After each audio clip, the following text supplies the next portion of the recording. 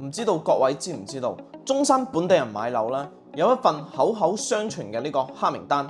咁呢一份名單上邊嘅樓盤啦，中山人打跛隻腳都係唔會買嘅，但香港人根本唔知。有啲樓盤上網睇到廣告靚到不得了，價錢又平，銷售又識得講，然之後跟住買咗啦。買咗之後咧，先發現自己已經中咗伏。咁我今日我要講嘅5個樓盤，全部都嚟自於業主投訴嘅呢個實錄，全部都係有數據可以查到嘅。咁其中一個6年攞唔到房產證，另外一個咧層樓嘅牆用牙籤都可以扣得開，最恐怖嘅嗰個毒氣恐怖到連孕婦啊都 BB 保唔住。如果你準備用50萬到100萬喺中山買樓嘅，咁呢5分鐘可能係你人生中最重要嘅5分鐘。排名不分前後，如果我冇講到嘅樓盤，可以喺評論區打出嚟，我睇到之後啦，我都會一一咁去回答。咁第5名啊，三鄉嘅海上綠洲，咁呢個盤最恐怖嘅係喺邊度呢？唔係漏水嘅問題，唔係爆水管嘅問題，係6年都攞唔到房產證。你可能覺得有樓住啦就冇乜問題，正唔正啦有咩所謂啊？咁我今日我就幫各位去科普一下，喺內地冇房產證，即係你嘅產權喺法律意義上咧係唔完整嘅。咁咩意思呢？你想賣賣唔到，冇證冇人接手，銀行做唔到呢個按揭同埋過戶。如果你想抵押周轉，完全做唔到。銀行唔接受冇證嘅樓去作為一個抵押。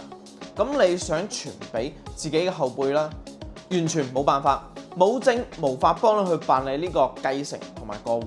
咁即係點？即係你俾咗幾十百幾萬嘅住緊嘅樓啦，喺法律上咧呢層樓唔算係你嘅，你嘅全部身家啦鎖死喺一個攞唔到證嘅呢個水泥盒入邊，6年時間，樓價升又好啦，跌又好啦，同你冇任何嘅呢個關係，因為你根本賣唔出，業主又入住到而家，年年問，年年去催，證件依然冇。中山本地人早就知道呢類盤啦，根本唔好去碰嘅。等我香港人買樓嗰陣時，冇人會同你哋講呢個盤6年都未有房產證。咁佢哋只會同你講價錢平啦，回報率比較高啦。咁第4名，中澳濱河灣同埋遠洋一方。我先講一下中澳嘅濱河灣，業主收樓之後發現牆體大面積係空估嘅。咩叫做空估啊？即係牆身入邊啦係空嘅，外面啦睇得係好完整，一敲咚咚咚，入邊係空心。有幾誇張？用個牙籤就可以扣甩一埲牆。你以為係鋼筋水泥，結果用個牙籤就可以溝得開。咁呢一種牆咧，你敢掛咩？你敢唔敢裝櫃？小朋友喺呢度跑嚟跑去，撞一下就會甩咗落嚟。咁仲有遠洋一方，最恐怖嘅係咩呢？唔係表面嘅裝修問題，係結構問題。空估鬆散，意味住牆體嘅強度根本就唔達標。你唔知幾時瓷磚會甩落嚟，你唔知幾時牆身會出現咗呢個裂縫。你最唔想知道嘅就係呢層樓樓到底得頂幾時？用幾十萬啦去買一層樓，埲牆用牙籤都可以整得開，用手都可以搣得碎。咁第3名，越秀嘅星匯品豐，越秀大型開發商，港人都聽過。但不過呢個盤業主發現一個最恐怖嘅事實，開發商使用咗氯離子超標嘅呢個海沙。咁咩係海沙樓啦？建築嗰陣時唔係用河沙，用海沙去建嘅。咁海沙係含大量嘅呢個氯離子，如果冇進行一個脫鹽嘅處理，就直接用啦。氯離子會腐蝕咗鋼筋，令混凝土嘅結構逐步嘅瓦解同埋崩解。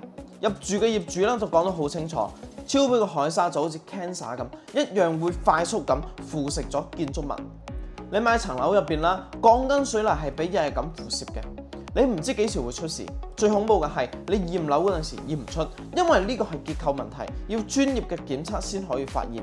到你發現嗰陣時啦，錢已經俾咗，層樓已經係你嘅啦，賣又賣唔甩，你住又住得心寒，你嘅全部身家咧係困喺一棟有問題嘅樓入邊。咁越秀係大型開發商都敢去用呢個海沙，你話細型開發商應該會點做？咁第2名，永怡嘅聚豪苑。咁呢個盤咧問題多到我一口氣講唔晒，有人私自喺樓頂啦，喺呢個佛堂花園雜草叢生，冇人理。湖景變成咗停車場，買樓嗰陣時講嘅係湖景單位，收樓之後咧就變成咗停車場，入住幾年都攞唔到房產證，冇證即係產權唔完整，你想抵押都做唔到。物業咧經常係玩消失嘅，有時揾唔到人。但不過最離譜嘅唔係呢啲咁嘅事，係業主黃生。佢喺自家倉口呢度掛呢個橫幅，寫住嘅合同冇信、房產無證、房質低劣嘅呢個問題。結果開發商永堯公司將黃先生夫婦告上咗法院，話佢哋損害咗佢哋嘅公司名譽，索賠900萬。900萬啊！業主維權，反被開發商係索賠900萬嘅呢個人民幣。最後點呢？中山市第一人民法院一審判決，業主需賠償開發商10萬元。業主當場就表示啦不服，堅決係上訴。咁屏幕前嘅各位粉絲朋友可以諗下，買樓買到有質量問題嘅，掛橫幅維權，反被開發商告到法院，仲係要賠錢嘅。咁呢個世界仲有冇王法？買呢個盤呢，唔止血本無歸，仲可能會惹到呢個公司。咁最後一名唔係一個盤，係整一個火炬開發區嘅中心，涉及到10幾個小區、數十萬名居民。佢哋日日面對嘅係咩呢？係空氣中不明嘅呢個惡臭、毒氣、化工廠嘅氣味不定時嘅出現，多喺夜晚甚至係清晨，有時異常嘅濃烈，讓人根本頂唔順，好核突，呼吸困難。業主講到半夜瞓醒咧，好似跌入咗一個糞坑。呢啲仲係咪係人過嘅日子啊？仲有更加恐怖嘅，小區出現咗多例孕婦嘅胎停，懷疑係同呢個惡臭有關 ，BB 都冇咗。仲有嘅蒼沙出現咗不明嘅呢個結晶體，疑似化工廠排放嘅係有害物質。目前火炬開發區多個居民小區樓外啦，到處掛住嘅係臭字。居民多次向主管部門投訴，完全無果，數十萬人受害。業主胎停、蒼沙結晶，投訴無門。你買嘅樓係火炬開發區，你嘅小朋友、老人家、孕婦、老婆日日呼吸嘅係廢氣嘅呢個化工廢氣。咁呢個唔係質量問題，呢個都唔係法律問題，呢個係一個環境嘅災害。咁呢5個地方，呢5個樓盤，中山本地人打跛隻腳都係唔會買嘅。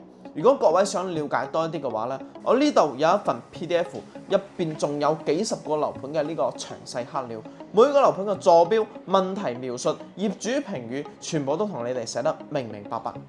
如果想要呢一份完整嘅 PDF 嘅話咧，可以喺評論區打我要避雷4個大字，或者掃下屏幕上嘅 WhatsApp 二維碼，我私信發俾你。希望可以幫到各位。買樓啦，係用半生嘅積蓄，中山本地人避開個盤，你仲敢唔敢買？關注我，下一條片幫你哋分析更多嘅呢個項目。